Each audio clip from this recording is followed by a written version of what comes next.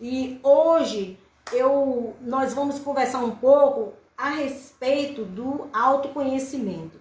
E o que a gente vai entender? Por que o autoconhecimento é tão importante? Porque nós vamos... e o que essa live vai contribuir, né, para vocês que estão aqui comigo? Vai contribuir no sentido de entender como a gente funciona, né? Age e pensa no mundo, como a gente interage com as pessoas, da forma que a gente sente.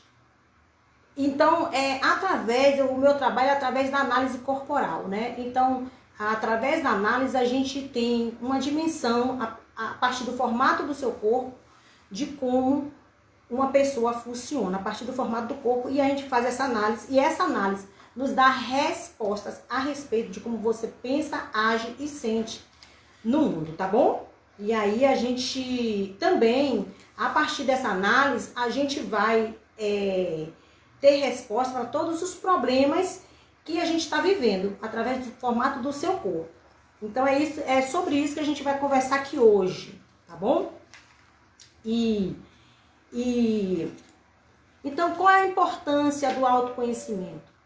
É importante se conhecer. Por que a gente precisa se conhecer?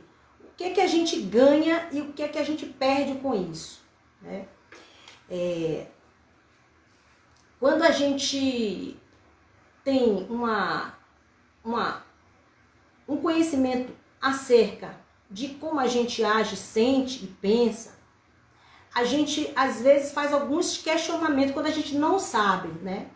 Quais são os questionamentos que a gente faz? Muitas vezes a gente diz, por que eu ajo dessa maneira? Por que quando acontece uma situação, eu ajo dessa maneira? Então, muitas pessoas se questionam. Eu mesmo já me questionei muitas vezes. Por que eu tenho sempre esse sentimento quando acontece tal situação? Por que quando acontece alguma situação, eu ajo de determinada maneira, né? Então, esses questionamentos sempre surgem. Não só isso. Quando a gente tem uma forma de agir no mundo, outras pessoas também, que não aceitam muito a sua forma de agir, né? Será que a minha forma de agir é errado? Será que eu estou agindo de uma forma que eu preciso agir diferente para agradar o outro?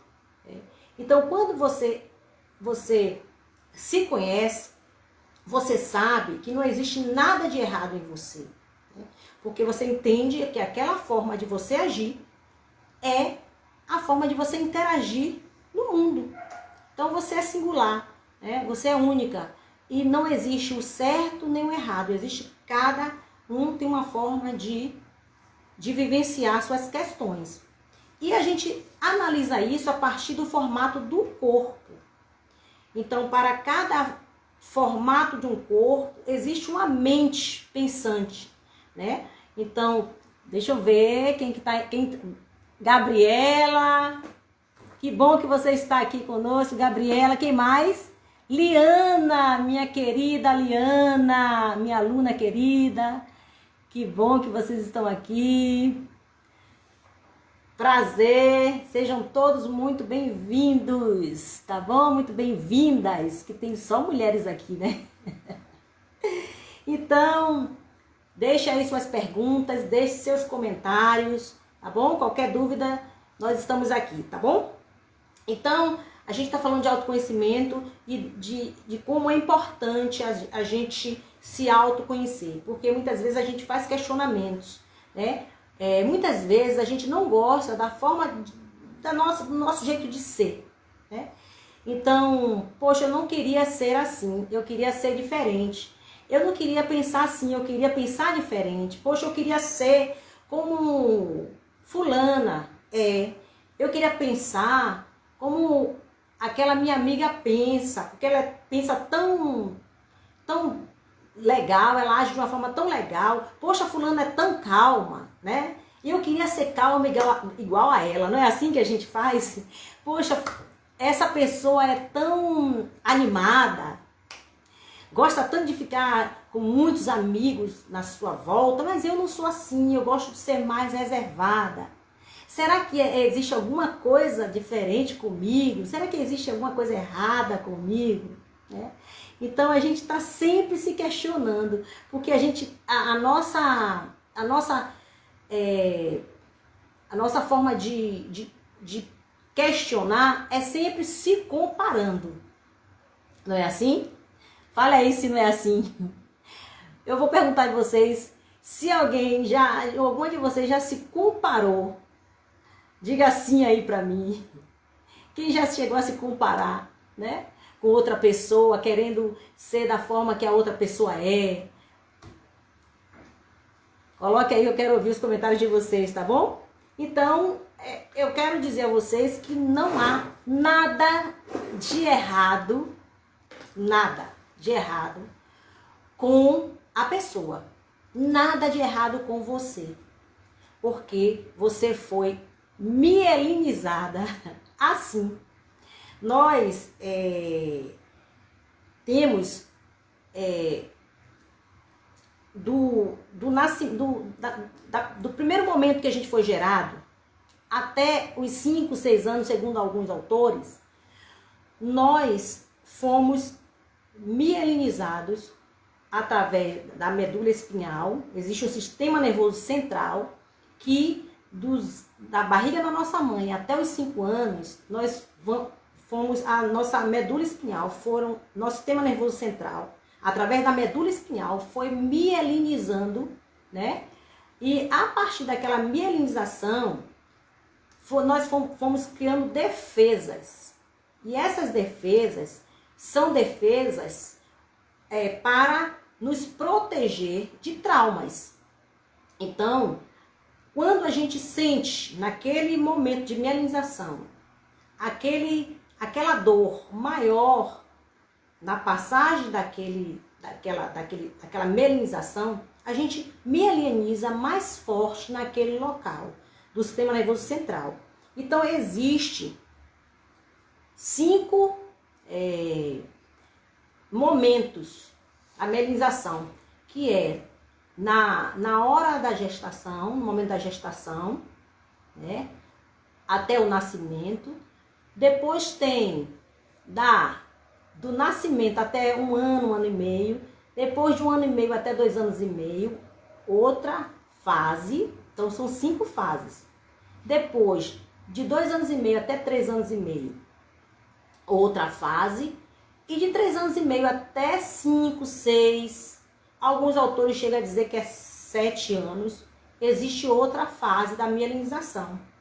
E cada fase de mielinização a gente vai mielinizar de acordo para se proteger daquela dor, daquele trauma que a gente sofre nesse processo por causa do ambiente, da interação com as pessoas, né? Então, até na barriga da mãe, a criança sente, né? Então, a partir daquela interação com o mundo, ela vai mielinizar, né? Para se defender daquela dor.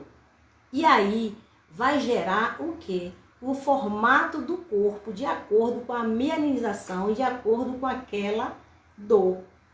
Porque ali é uma proteção da criança, tá certo?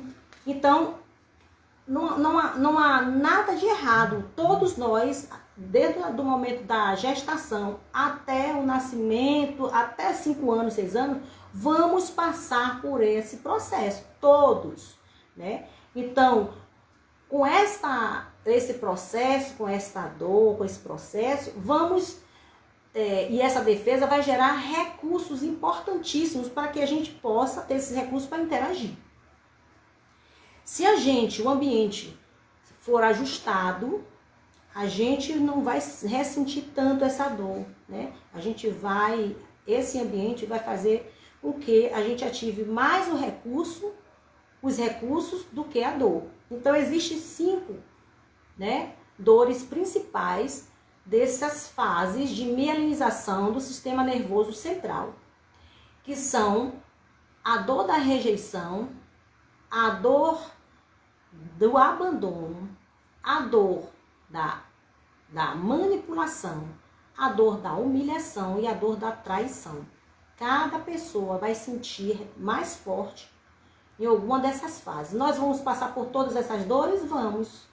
Mas algumas pessoas passam mais fortemente por algumas dessas dores de uma forma mais forte, tá bom? E isso caracteriza os nossos traços de caracteres, traços de caráter que a gente chama que é uma nomenclatura científica, né? Que foi inicialmente descoberto por Freud, e Freud entendeu, e ele era psicanalista, e ele era médico e sabia que, descobriu que naquele corpo existia uma mente, tá? Então, existia o corpo e ele descobriu que ali existia uma mente. E a partir dele, outros pesquisadores, como Reich, a partir desses estudos de Freud, descobriu que a mente e o corpo era uma coisa só. Freud entendeu que era corpo e mente, mas Reich já sabia, pesquisou, que o corpo e a mente é uma coisa só, certo? Então, o corpo molda, a mente molda o corpo. Então, tudo que se passa ali na mente, eu acabei de falar sobre as dores, os traumas, né? No sistema de mielinização, vai dar esse formato no corpo, a partir da mente, tá certo? Tem alguma pergunta? Estão entendendo? Tatiane, que bom que você está aqui conosco. Muito bem-vinda, Tati. Que bom que vocês estão aqui. E aí, diga sim, se está tudo ok. Estão entendendo? Tá tranquilo? Tá tudo certo? Se tiver alguma pergunta também pode fazer, tá certo? Fiquem à vontade, tá? Então, todas essas dores, desses traumas, nós temos, tá? Então, como é que a gente lida com isso? Então, por isso que o autoconhecimento é importante, para que a gente saiba como a gente funciona a partir disso e a gente acione os nossos recursos, né? Quando a gente se conhece, vê como a gente funciona a partir desse processo, a gente vai entender, poxa, eu tenho um tal recurso, né? Eu tenho um tal dor. Por quê? A gente mede como? A partir de um mapa. O mapa de caracteres, como eu falei com vocês. Que a gente faz uma análise corporal e, através dessa análise, que são 6 pontos que a gente analisa o formato da cabeça, os olhos, a boca, o tronco, o quadril e as pernas. Esses formatos, a partir daí a gente vai mapear e vai dar todo aquele mapeamento do seu corpo e alguns lugares vão ter picos. Então, naturalmente 2 picos maiores que a pessoa tem. Tem 5 traços todo mundo, mas os 2 maiores picos é que vai dirigir o seu modo de pensar, sentir e agir no mundo, tá certo? E aí, sim, como é que a gente faz? A gente, a partir de cada traço, né, que tiver o pico, eu vou dizer, ó, você funciona assim, assim, assim, assim, tá? A partir do seu traço, que foi, né, feito o mapa. Então, você age, a partir disso, o seu modo de agir é esse. E quando a gente pensa nisso, esse modo de agir no mundo vai dar todo o tom das nossas relações, da nossa vida profissional, da escolha da nossa profissão, da nossa relação com o marido. Quando a gente entende quando o outro funciona, não só nós, Mas quando a gente também entende, sabe, como o outro funciona, fica mais fácil de lidar com ele, não é? Então, isso é a chave para as relações, é quando você entende e conhece como você funciona e como o outro funciona, né? Então, eu, por experiência, minha experiência, quando eu passei pela análise, eu entendi muitas atitudes que eu tomava, a forma que eu pensava, eu entendi por que eu pensava assim, por que eu agia em determinadas circunstâncias e situações, eu entendi por que eu agia assim. Por exemplo, tinha alguns sentimentos que vinham até mim que eu não suportava sentir. Eu dizia, nossa, eu sinto sempre isso, mas eu não gosto de sentir isso. Isso é muito ruim, se eu pudesse eu não sentia. Mas isso faz parte da minha característica, do meu traço de caráter. E quando eu descobri isso, eu aceitei e ativei o meu recurso para que essas dores não ressentissem tanto em mim. Porque quando a pessoa está na dor, ela vai entrar em conflito, né? Mas quando ela começa a trabalhar esses recursos, é maravilhoso, porque você vai saber lidar com cada situação, tá certo? Então, muitas vezes a gente não se aceita. Isso é uma coisa assim muito comum da gente ver. Pessoas que não se aceitam, né? Não se acham bonita, não querem, ficam se comparando. Eu sou muito gorda, não queria ser gorda, eu sou muito magra, não queria ser magra, né? Então, todo esse mapeamento, esse conhecimento, lhe dá um conhecimento tão profundo de como você funciona, que você entende por que você está passando por aquilo e por que você é assim, porque seu corpo é assim, né? Então, até uma pessoa que é mais obesa, o corpo explica, tá bom? Então, ela tá assim porque ela tá comendo muito. De fato, ela tá comendo muito. Mas tem pessoas que tá tão na dor que ela não precisa nem comer. Você já ouviu falar daquelas pessoas que só em cheirar a comida eu já engordo? Já ouviram falar nisso? É isso.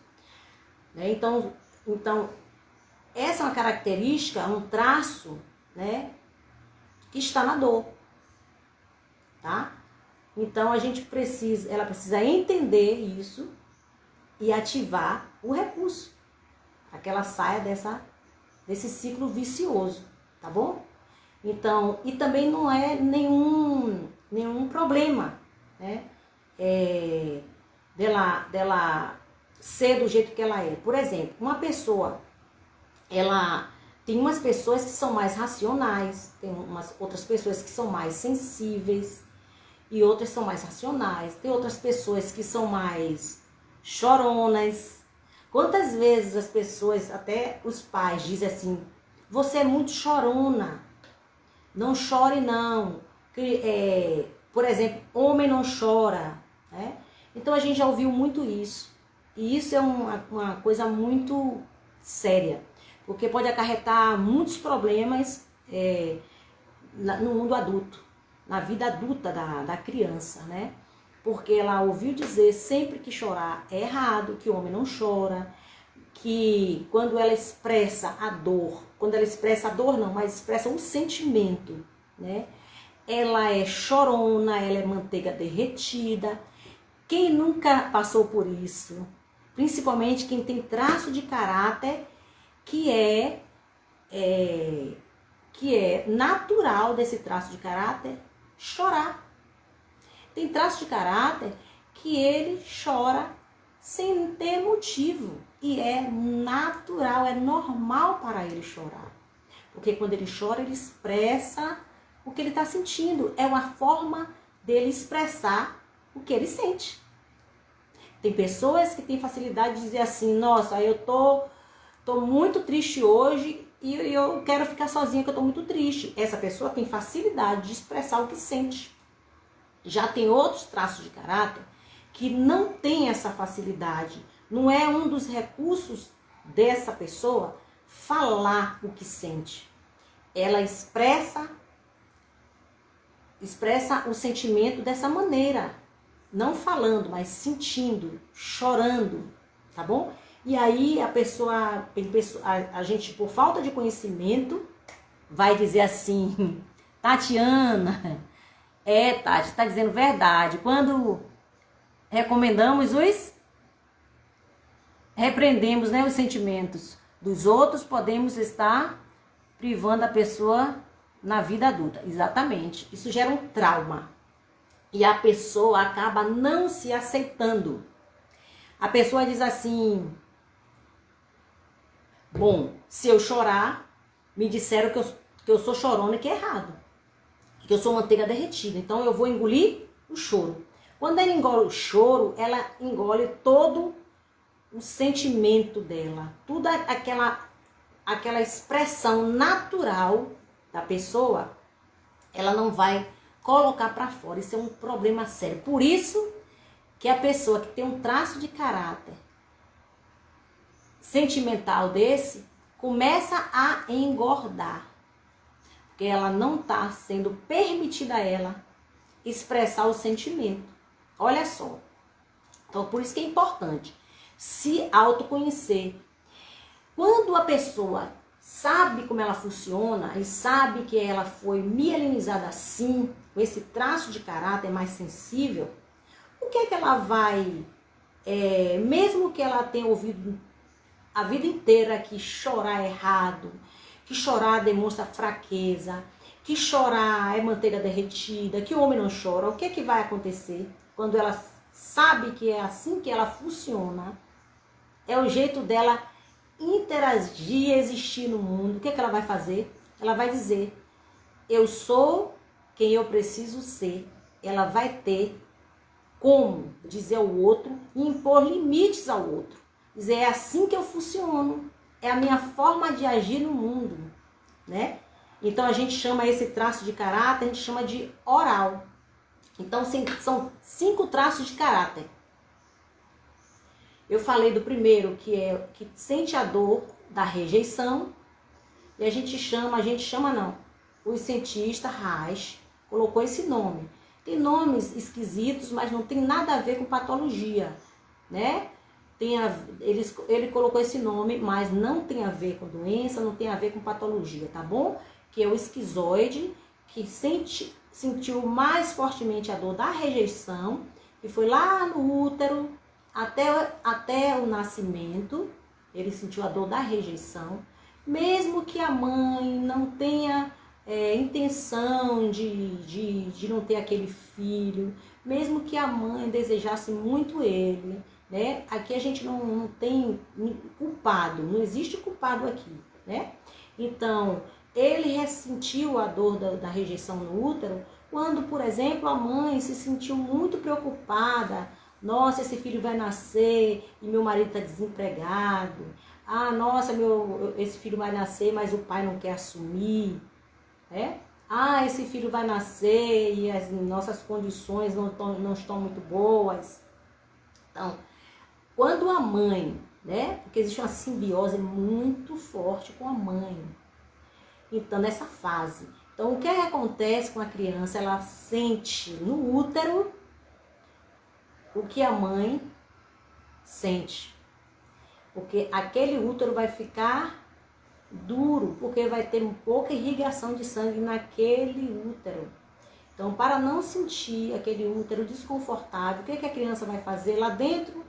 Ela vai ficar quietinha, né? Porque toda vez que ela se mexe no útero, a mãe lembra que aquele filho vai nascer e que o pai está desempregado, que o pai não vai assumir, que ela está passando por um momento não muito bom, mesmo que ela deseje o filho, mas o filho, a criança vai saber, vai sentir. A gente pensa que criança não sente, sabe tudo, ele vai sentir, certo? Até porque a preocupação da mãe vai fazer com que vá pouco sangue para o útero, e aquele útero fica duro. Então, aquele útero com pouca irrigação, ele fica desconfortável para o filho lá dentro. Então, a criança, para não se sentir tão desconfortável e não incomodar, o que é que ele faz? Ele fica quietinho. E ele fica mais na cabeça. Ele vai todo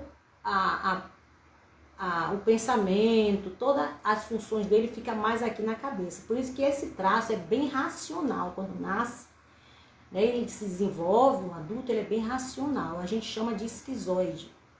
E o corpo dele vai ter a forma, né, de acordo com essa mielinização aqui mais forte nessa dor da rejeição. Vocês estão entendendo?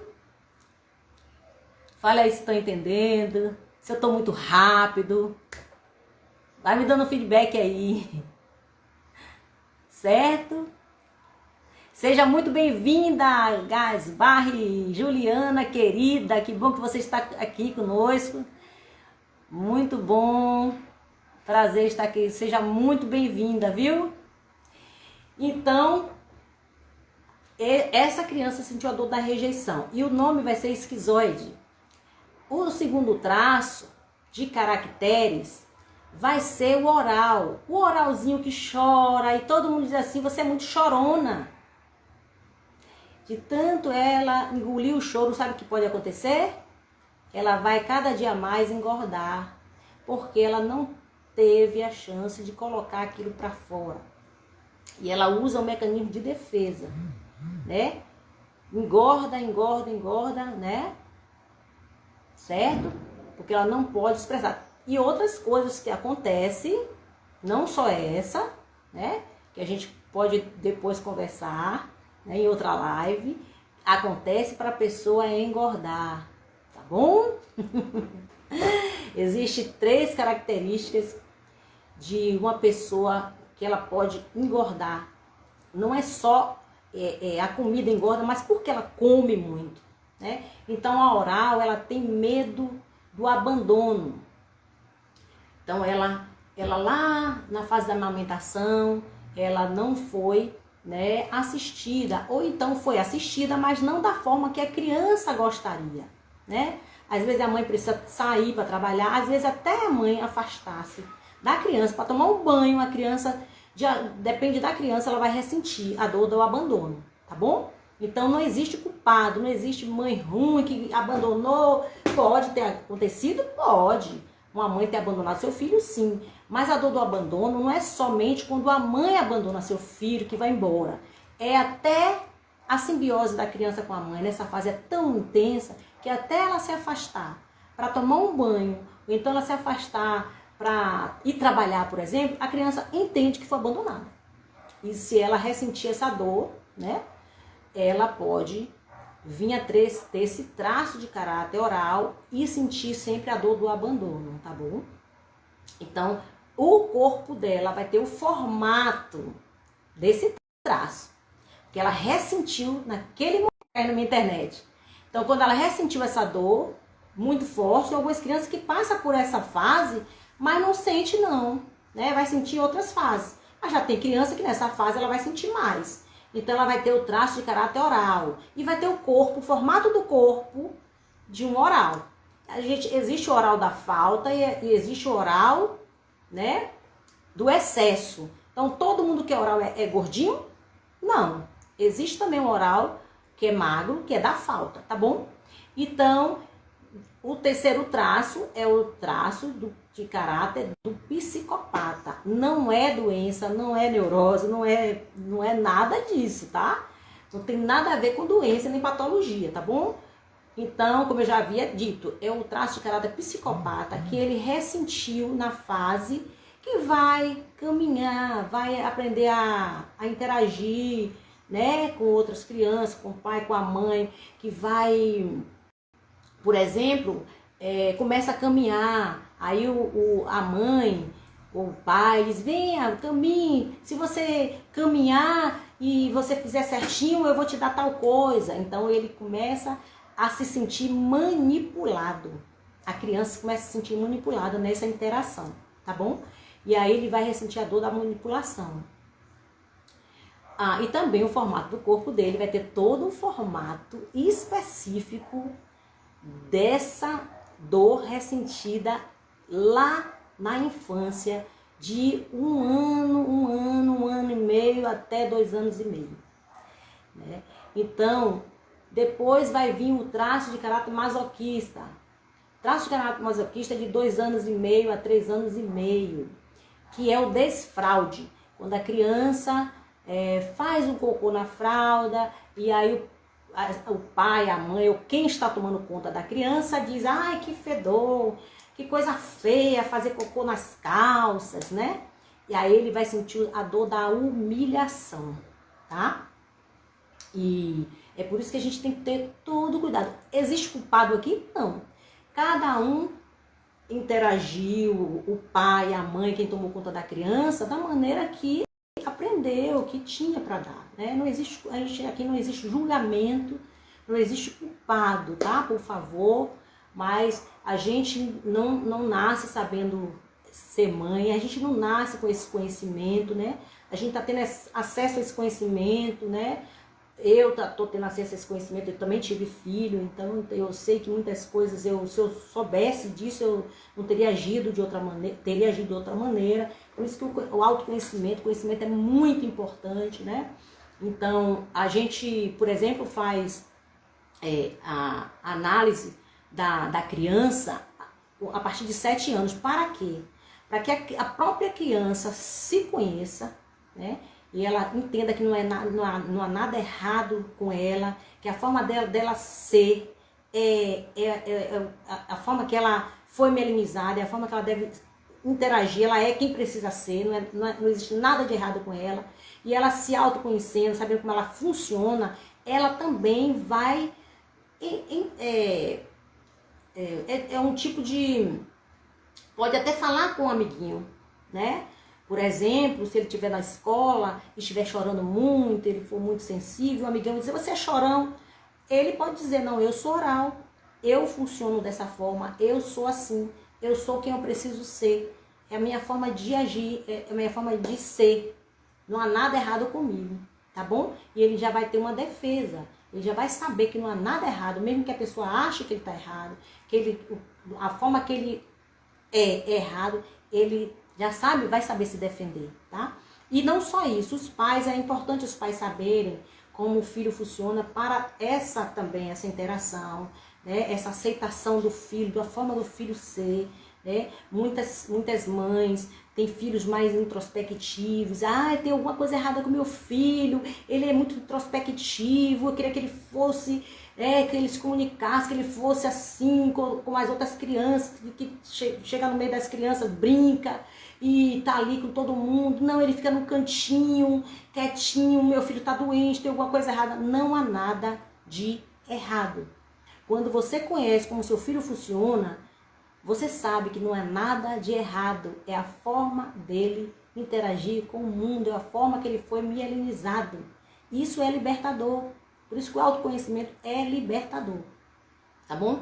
E aí você vai entender que quando seu filho estiver no quarto, quietinho, sem querer interagir muito, é normal, é a forma dele ser, não há nada de errado, tá bom?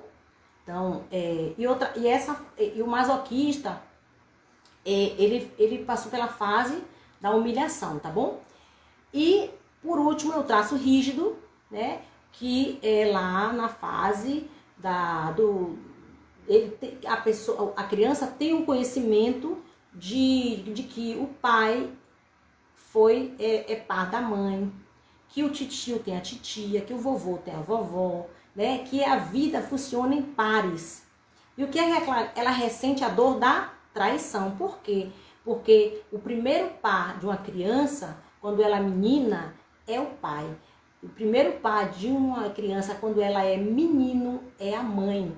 E aí, ele entende que aquele par é dele. Mas à noite, papai ou mamãe vai dormir com quem? Com a mamãe. Papai vai dormir com a mamãe vai dormir com o papai. E ele ou ela fica sobrando. Aí ela se sente o quê? Traída, excluída. Certo? A criança sente assim. Ela ainda não entendeu né? Que o papai é da mamãe, ela precisa de um par, né? E o primeiro par dela é o pai ou a mãe. Então ela se sente nessa fase, se ela ressentir essa dor, ela se sente traída, excluída, tá bom? E é assim, então a gente, né, de acordo com esse conhecimento, a gente não existe culpado, né? Não existe, e a gente precisa, como adulto, ter a autorresponsabilidade, né? Pela nossa vida. Não, tem pessoas que crescem, a culpa é de meu pai, a culpa é de minha mãe, a culpa é de meu tio, a culpa é do meu avô. Não existe culpado, né? A gente, quando cresce, a gente sentiu essa dor na infância, mas quando cresce, a gente se torna adulto e a gente assume a autorresponsabilidade e a gente é pai e mãe da nossa criança, tá bom? A gente não fica lá na criança, né, ressentindo essa dor. A gente se autoconhece, sabe como funciona e a gente assume a nossa vida, a nossa responsabilidade de fazer diferente, tá bom? Tem alguma pergunta?